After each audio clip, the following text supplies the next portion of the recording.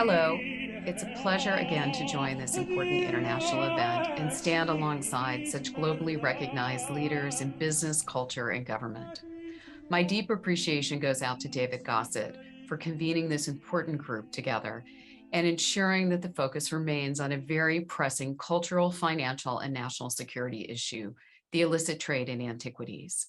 My name is Deborah Lehr. I'm chairman and founder of the Antiquities Coalition, an organization dedicated to fighting the illicit trade in ancient art and artifacts while promoting responsible cultural exchange. Given our mission, we're delighted that the China-Europe American Museums Cooperation Initiative is focusing this year's program on how museums can foster dialogue between civilizations.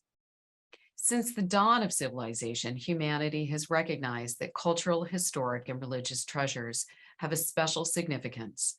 For this reason, over millennia of conquests, countless marauding armies have targeted art and sacred relics as spoils of war, while the greatest rulers have safeguarded them for future generations.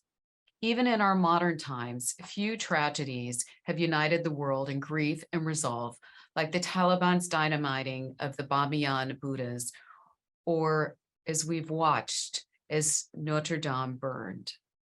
This potential to bring people together across borders, faiths, and languages can make cultural heritage a noble means for the greater good. And in today's increasingly polarized world, it's needed more than ever. Museums have a unique ability, and I would say responsibility, to harness the power of cultural heritage. Responsible cultural exchange can foster mutual understanding, appreciation, and much needed in today's world, respect. This lawful and ethical collecting and trade in antiquities can do the same, so long as it does not harm local communities, disrupt the historical record, or fund crime, conflict, or violent extremism. Finally, repatriation can serve as a bridge between cultures and, moreover, an opportunity to right past wrongs. We've seen that here in the United States as we've been, over the past 3 to 4 years, repatriating numerous looted antiquities back to the Middle East. And this has served as an opportunity for the United States to show how it respects the culture of those ancient civilizations.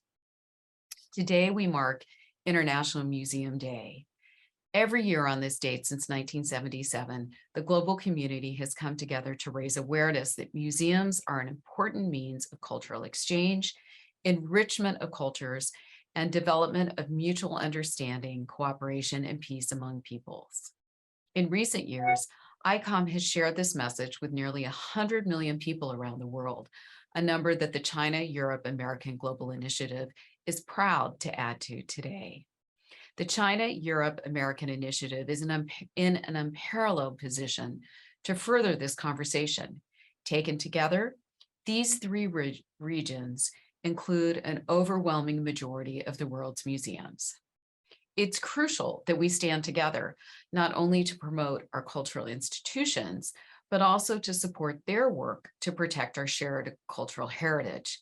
The Antiquities Coalition is grateful for the role that museums have played and continue to play in global efforts to combat the illicit trade in ancient art and artifacts. The museum's leadership, particularly through ICOM, has been instrumental in strengthening international law. We see just one example in the 1970 UNESCO Convention on the means of prohibiting and preventing the illicit import, export, and transfer of owning cultural property, still the foremost treaty on the trade in cultural products today. And we see many other examples in the expansion of museum ethical standards and the guidelines for the acquisition, collection, display, and repatriation of stolen art and looted antiquities. These have been critical in raising the bar for the entire art market. We must, however, likewise acknowledge that much work still remains to be done on this front.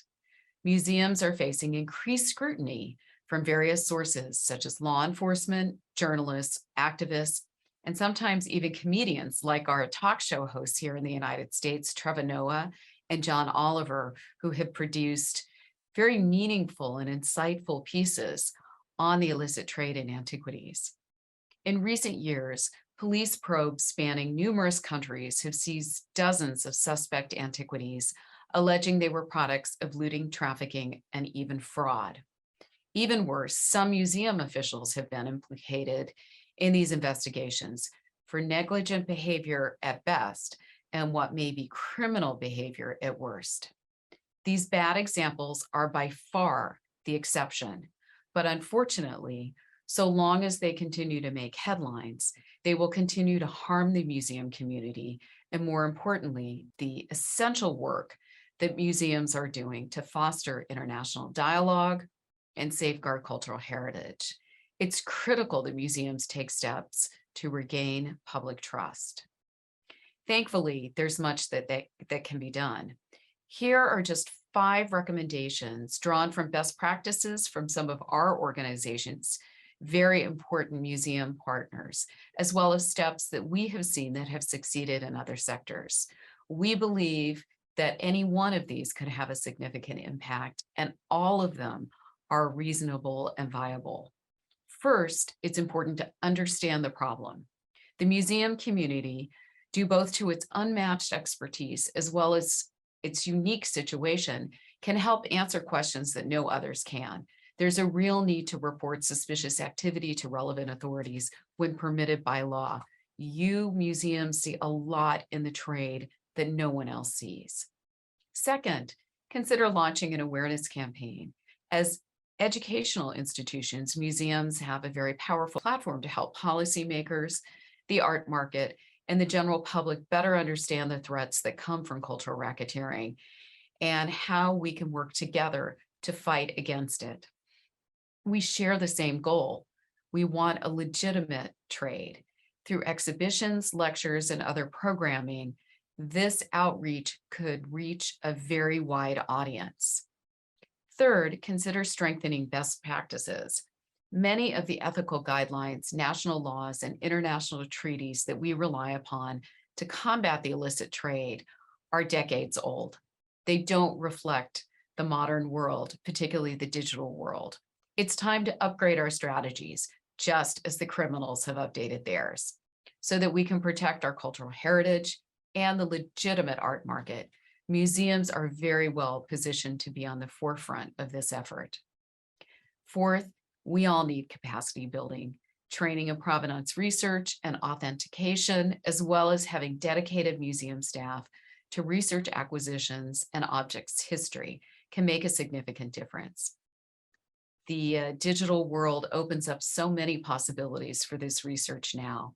And as current cases demonstrate, such steps are also needed to protect institutions, not only from unethical behavior, but increasingly from criminal liability.